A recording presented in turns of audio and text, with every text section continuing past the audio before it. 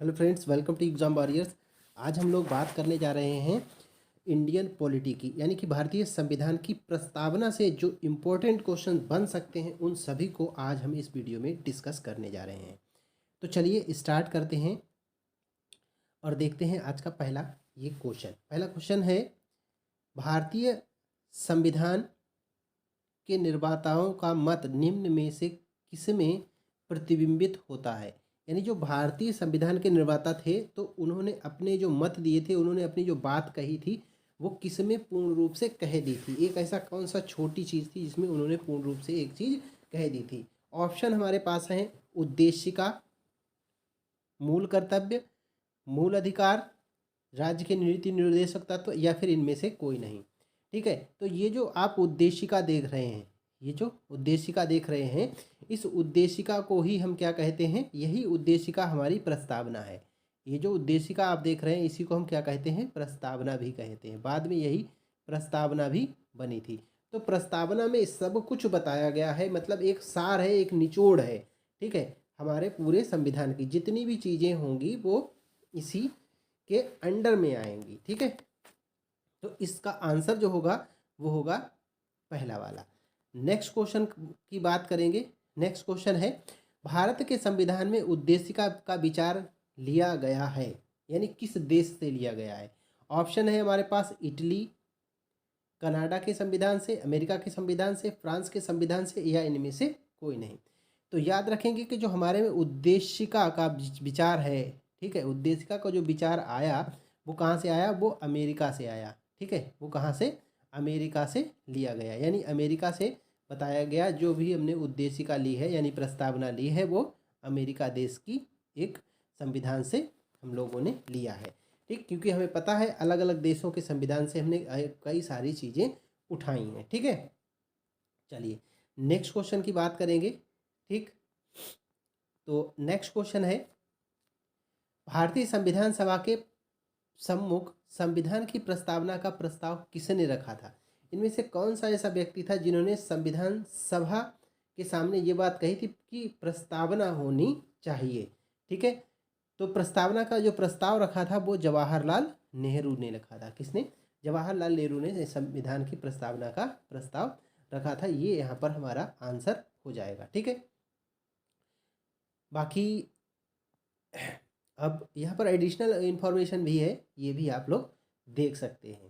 ठीक, वीडियो आपके लिए बहुत ज़्यादा हेल्पफुल है तो वीडियो को शेयर ज़रूर करें और लाइक और चैनल को सब्सक्राइब भी करें। ठीक है, नेक्स्ट क्वेश्चन है, इसको देखेंगे। प्रस्तावना में संविधान का क्या निहित है, मतलब संविधान का क्या चीज़ आती है जो पूरी तरह से निहित है। ठीक, तो मूल दर्शन, प्रत्यक्ष लोकतंत्र, साम्यवादी स्वरूप या नास्तिक राज। ठीक, इनमें से कौन सी चीज़ प्रस्तावना में निहित है। तो याद रखेंगे जो मूल दर्शन है, मतलब हमारे संविधान के जो मूल रूप से दर्शन होते हैं वो किसमें, प्रस्तावना में ही वर्णित किए गए हैं। ठीक है, पूरा प्रस्तावना में ही दर्शन उनके होते हैं, यानी प्रस्तावना में ही हमें इस चीज़ को देखने में मिल जाता है। बाकी ये गलत है। ठीक है, इनमें से कोई भी चीज़ नास्तिक राज नहीं है। भारत में आस्था एक अलग विषय है। ठीक, और नास्तिकवाद जो है नहीं है। ठीक, ना तो नास्तिकवाद के लिए हमारा भारत प्रोत्साहित करता है और ना ही आस्था के लिए। जिसकी जो मर्जी वो उस तरह से रह सकता है और जी सकता है, दूसरे के विचारों का सम्मान करते हुए। ठीक है, चलिए नेक्स्ट क्वेश्चन है, अगला क्वेश्चन हम लोग देखेंगे। 42वें संविधान संशोधन द्वारा प्रस्तावना में निम्नलिखित में से किस शब्द को जोड़ा गया। ये बहुत इंपॉर्टेंट क्वेश्चन है और 42वां संविधान संशोधन आज तक का सबसे बड़ा संविधान संशोधन हुआ था। इसी को मिनी कॉन्स्टिट्यूशन के नाम से भी जाना जाता है। इसमें बहुत सारे अनुच्छेद जोड़े गए और बहुत सारे अनुच्छेद घटाए भी गए थे, बहुत सारे शब्द भी जोड़े गए थे। यहाँ तक कि प्रस्तावना में भी क्या किया गया था, परिवर्तन किया गया, यानी संशोधन किया गया था। तो ध्यान रखेंगे क्या जोड़ा गया था, साम्यवादी, धर्मनिरपेक्ष, अखंडता। इनमें से कौन सा जोड़ा गया ढूंढना है। साम्यवादी, गणतंत्र, धर्मनिरपेक्ष, साम्यवादी, संप्रभु, गणराज्य, समाजवादी, अखंड गणराज्य। इनमें से कौन सा जो है शब्द जोड़ा गया था। पंथ निरपेक्ष, अखंडता और समाजवादी, ये शब्द बाद में जोड़े गए, जो कि 42वें संविधान संशोधन में जोड़े गए। याद रखेंगे 42वां संविधान संशोधन बहुत ही ज़्यादा इम्पोर्टेंट है। नेक्स्ट क्वेश्चन की तरफ बढ़ेंगे। नेक्स्ट क्वेश्चन है, प्रस्तावना में स्वतंत्रता, समानता और बंधुत्व शब्द किस देश से लिए गए? स्वतंत्रता, समानता और बंधुत्व शब्द जो है लिए गए वो किस देश से लिए गए? ये भी क्वेश्चन बहुत ही ज़्यादा इम्पोर्टेंट है, मोस्ट इम्पॉर्टेंट ये क्वेश्चंस हैं। ठीक है, तो आप लोगों से एक बार फिर मैं रिक्वेस्ट करूंगा कि हमारे वीडियो को लाइक करें, शेयर करें और चैनल को सब्सक्राइब अगर नहीं किया है तो चैनल को सब्सक्राइब भी जरूर से ज़रूर करें। ठीक है, नेक्स्ट क्वेश्चन में देखेंगे। ठीक, तो ये जो शब्द हैं वो किस देश से लिए गए? क्योंकि हमें पता है कि अलग अलग देशों के संविधान से हम लोगों ने अलग अलग चीज़ों को पिक किया है, उठाया है। ठीक, हमारे पास ऑप्शन देख रहे हैं, ये 4 ऑप्शन है। अमेरिका है, फ्रांस है, रूस है, जर्मनी और इनमें से कोई नहीं। तो याद रखेंगे स्वतंत्रता, समानता और बंधुत्व जैसे शब्द जो है फ्रांस के संविधान में काम आए थे, मतलब यूज़ किए गए थे, वहीं से लिए गए हैं। ठीक है, इसका अगर डिटेल्ड वीडियो आप चाहते हैं संविधान के इस प्रस्तावना पर आधारित, तो आप एक बार कमेंट करके बताएं और मैं वो उसका डिटेल्ड वीडियो यानी कि इसका जो कॉन्सेप्चुअल वीडियो है वो अपलोड करूँगा। ठीक है, नेक्स्ट क्वेश्चन में देखेंगे। नेक्स्ट क्वेश्चन में कह रहा संविधान की प्रस्तावना दीर्घकालीन सपनों का विचार है। ठीक है, ये कथन किसका था? दीर्घकालीन सपनों का विचार है, ये कथन किसका था? ऑप्शन है हमारे पास BR अम्बेडकर, जवाहरलाल नेहरू या KM मुंशी। ठीक है, तो इसमें से कौन ऐसे व्यक्ति हैं जिन्होंने ये कथन कहा था? से हमारे पास सर अल्लादी कृष्ण स्वामी अय्यर जो हैं वो एक ऐसे व्यक्ति हैं जिन्होंने इस कथन को कहा था, यानी कि संविधान की प्रस्तावना जो है दीर्घकालीन सपने हैं उनका एक विचार है। तो इसका ऑप्शन नंबर डी सही हो जाएगा। ठीक है, डी सही हो जाएगा। नेक्स्ट क्वेश्चन की तरफ चलेंगे। नेक्स्ट क्वेश्चन है, प्रस्तावना से संबंधित संशोधन है, इनमें से कौन सा संशोधन था जो प्रस्तावना से संबंधित है? ठीक, ऑप्शन हमारे पास है 42वां संविधान संशोधन, 44वां संविधान संशोधन, 61वां संविधान संशोधन या फिर 69वां संविधान संशोधन। ठीक, या फिर इनमें से कोई नहीं। तो याद रखेंगे 42वां संविधान संशोधन जो था उसने क्या किया था, ये माना गया था उसमें कि हमारा जो सर्वोच्च न्यायालय है उसको उसे ये मानना पड़ा था कि जो हमारी प्रस्तावना है वो हमारे संविधान का भाग है और उसमें भी संशोधन किया जा सकता है, लेकिन जो हमारे नागरिक हैं उनके मौलिक अधिकारों को कम नहीं कर सकता। ठीक है, मौलिक अधिकारों को कम नहीं करे और क्या करे, मूल जो ढांचा है उसको न तोड़े, जो मूल ढांचा है वो बरकरार रहना चाहिए। तो ऑप्शन नंबर 1 इसका सही हो जाएगा। नेक्स्ट क्वेश्चन देखेंगे। नेक्स्ट क्वेश्चन है, भारत में निम्नलिखित में से समाजवाद के किस स्वरूप को अपनाया गया? ठीक है, इनमें से कौन सा समाजवाद ऐसा है जो भारत ने अपनाया है? ऑप्शन है हमारे पास फेबियन समाजवाद, साम्यवाद समाजवाद, लोकतांत्रिक समाजवाद, सर्वहारा वर्ग का समाजवाद और उपयुक्त में से कोई नहीं या उपयुक्त में से एक से अधिक। तो यहाँ पर याद रखना है, ये जो ई ऑप्शन दिया है इसको भी याद रखना, क्योंकि ये ऑप्शन भी कभी कभी कई बार परीक्षाओं में देखने को मिलता है, एक से अधिक वाला। ठीक है, तो यहाँ पर क्वेश्चन जो है गलत होने की संभावना ज़्यादा होती है, तो याद रख। तो बात हम कर रहे थे, देखिए हमारे जो प्रस्तावना है उसमें लिखा है लोकतांत्रिक गणराज्य है। ठीक, लोकतांत्रिक समाजवाद है, तो हमारा जो समाज है वो कैसा है, लोकतांत्रिक है, यानी कि लोगों का एक जो है तंत्र है। ठीक है, नेक्स्ट क्वेश्चन की बात करेंगे। भारत में लोकतंत्र का कौन सा स्वरूप प्रचलित है? प्रत्यक्ष लोकतंत्र, अप्रत्यक्ष लोकतंत्र, दोनों का मिश्रित स्वरूप, साम्यवादी लोकतंत्र या फिर इनमें से कोई नहीं या इनमें से एक से अधिक। देश में जो लोकतंत्र प्रचलित है वो कौन सा? अप्रत्यक्ष लोकतंत्र प्रचलित है। ठीक है, हमारे देश में अप्रत्यक्ष लोकतंत्र प्रचलित है। ठीक है, नेक्स्ट क्वेश्चन देखेंगे। नेक्स्ट क्वेश्चन है, उद्देश्य प्रस्ताव संविधान सभा में कब प्रस्तुत किया गया? ये मोस्ट इम्पोर्टेंट क्वेश्चन है, कई बार पूछा गया है। 13 दिसंबर 1946 को क्या है उद्देश्य प्रस्ताव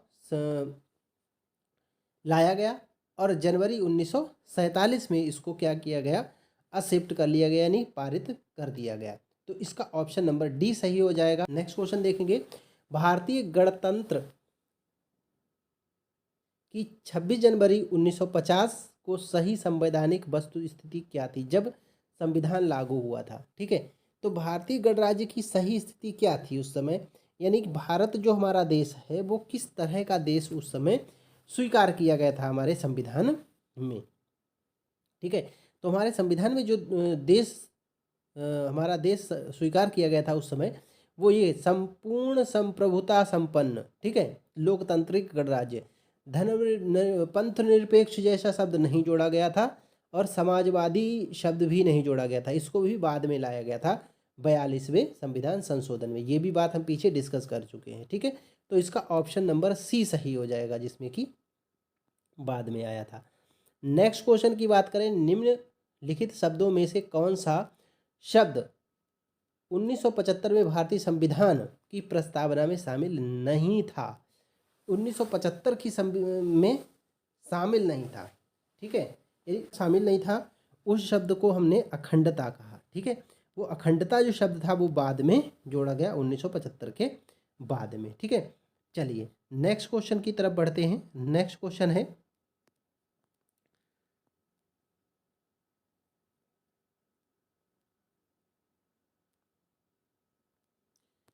अगला क्वेश्चन है, भारतीय संविधान की उद्देशिका के संबंध में निम्नलिखित में से कौन सा कथन सही नहीं है। उद्देशिका यानी कि हमारा जो प्रस्तावना है, ठीक, उसके लिए कौन सा कथन सही नहीं है। ठीक है, उद्देशिका संविधान का अंश है, बिल्कुल सही बात है, अंश है।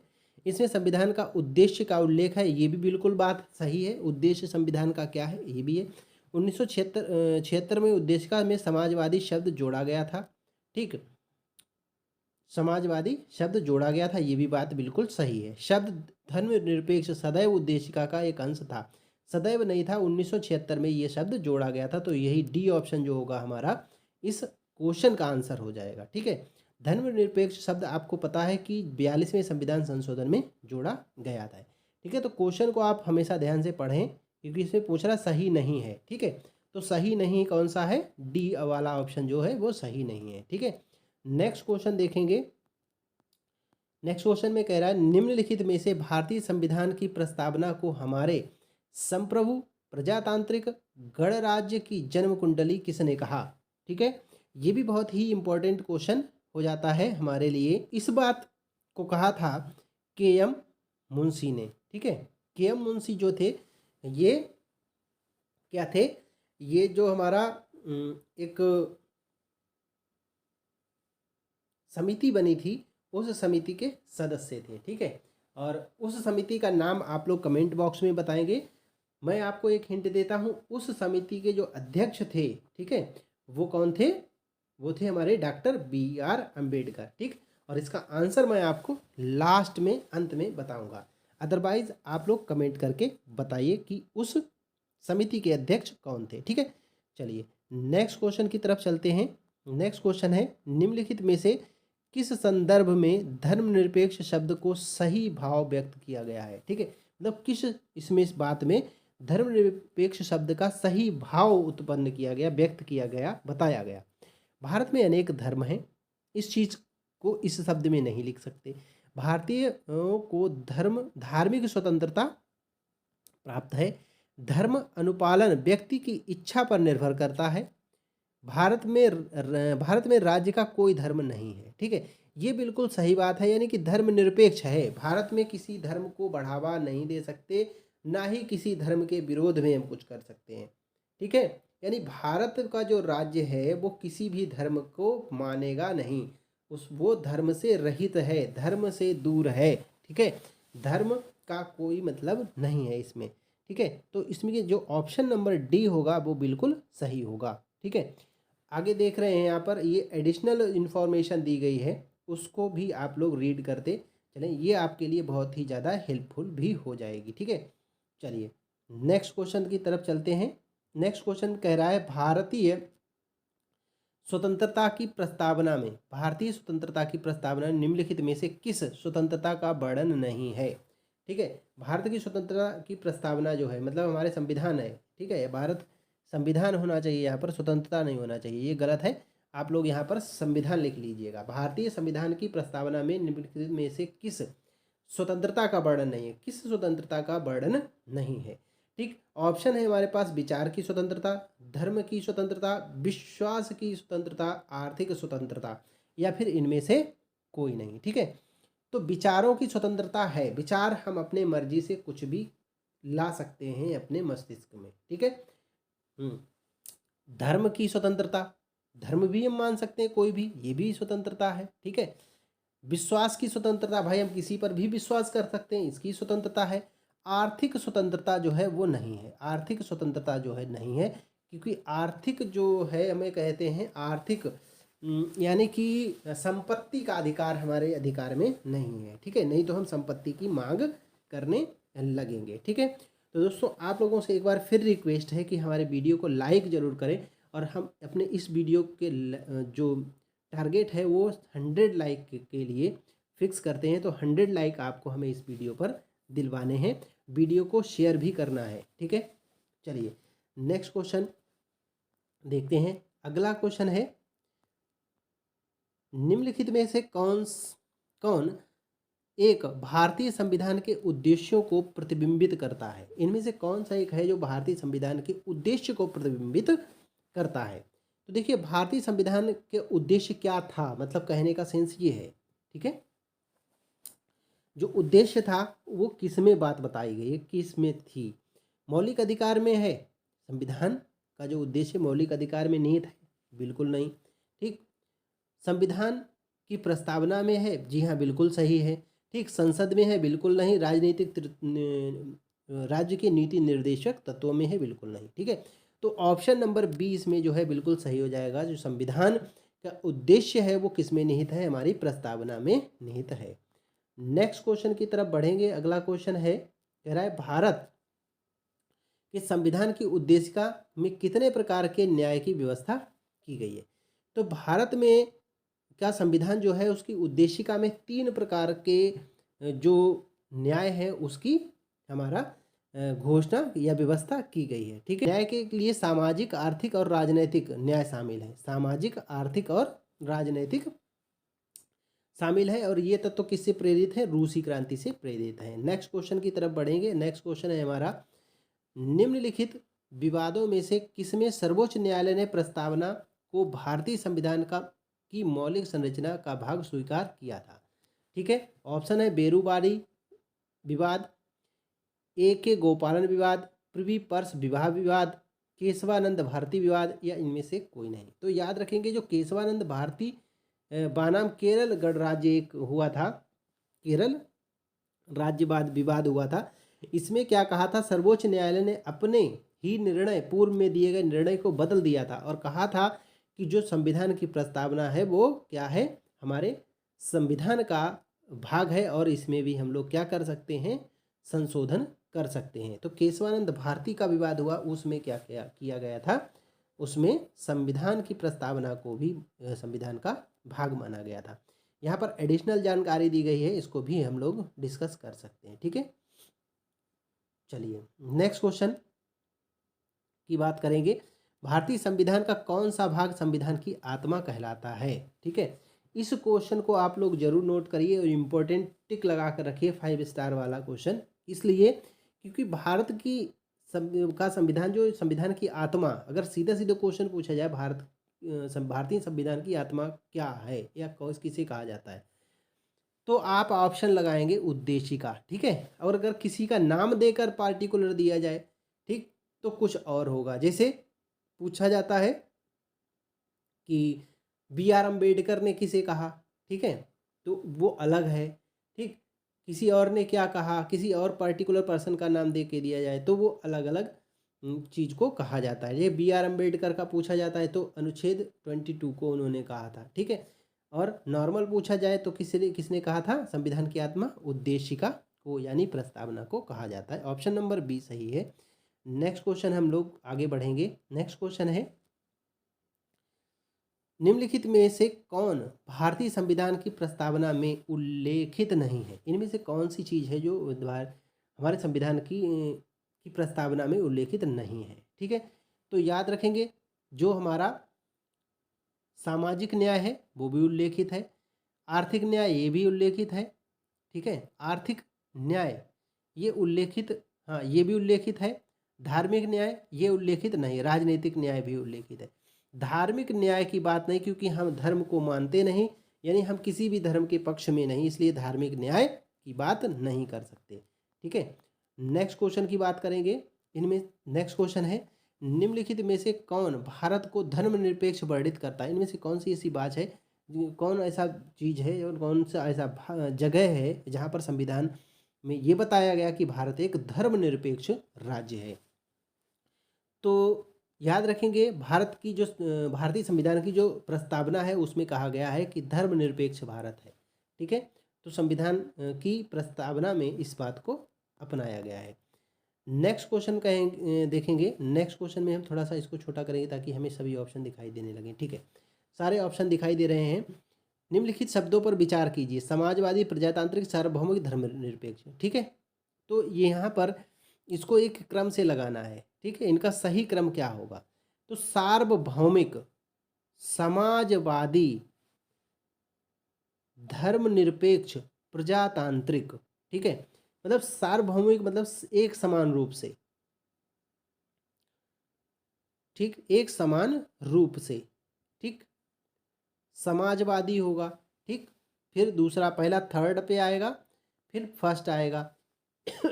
थर्ड फर्स्ट वाला छांटिए, पहले थर्ड फर्स्ट, ये कि बी वाला ऑप्शन मिल रहा है। ठीक है, धर्मनिरपेक्ष प्रजातांत्रिक होगा। ठीक है, ठीक है, तो इस तरीके से हम लोग क्रम में लगा लेंगे। ऑप्शन नंबर बी इसका सही है। ठीक, पहले सार्वभौमिक मतलब एक समान रूप से। ठीक, फिर समाजवादी आएगा, समाजवाद है, फिर धर्मनिरपेक्ष भी है हमारा, और फिर प्रजा का तंत्र है। ठीक है, चलिए नेक्स्ट क्वेश्चन की तरफ देखते हैं।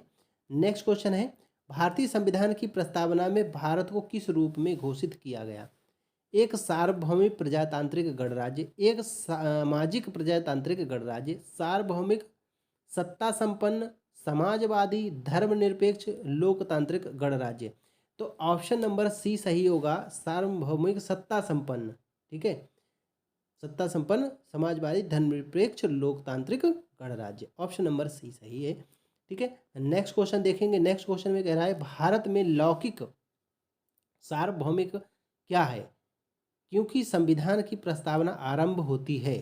ठीक है, लौकिक सार्वभौमिक क्या है? क्योंकि इसी बात से क्या है, संविधान की जो प्रस्तावना है वो आरंभ होती है। जनता ने जनतंत्र, जनता के जनतंत्र शब्द से, प्रजातांत्रिक शब्द से, हम भारत के लोग शब्द से। भारत की जो संविधान की प्रस्तावना है हम भारत के लोग से स्टार्ट होती है। ठीक है, चलिए नेक्स्ट क्वेश्चन है।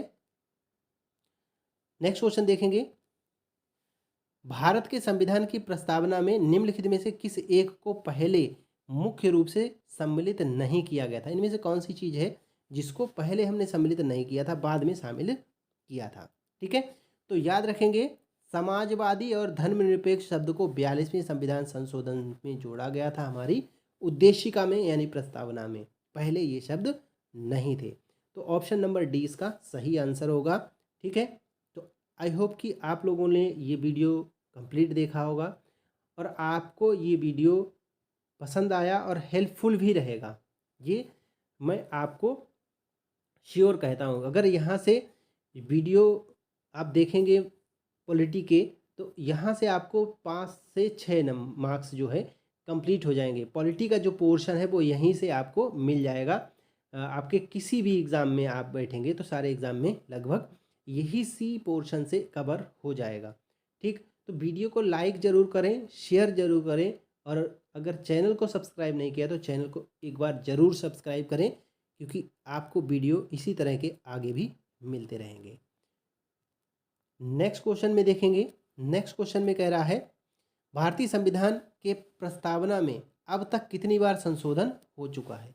1 बार, 2 बार, 3 बार, 4 बार और कभी नहीं। ठीक है, तो याद रखेंगे 1 बार इसमें संशोधन हुआ है। कुल मिलाकर एक बार हमारे भारतीय संविधान की प्रस्तावना में जो है संशोधन हो चुका है। ठीक, तो यहाँ पर एडिशनल इन्फॉर्मेशन है 1976 में 42वें संविधान संशोधन से किया गया था। ठीक है, उसमें 3 शब्द जोड़े गए थे, समाजवादी, धर्मनिरपेक्ष और अखंडता शब्द। ठीक, तो आई होप कि यहाँ तक क्लियर हो गया होगा और हम लोगों ने अच्छे से डिस्कस कर लिया है। ठीक, आगे इसी तरह के वीडियोस को पाने के लिए हमें मोटिवेट करें, चैनल को सब्सक्राइब करें और हमारे वीडियो को लाइक करें। Thanks for watching.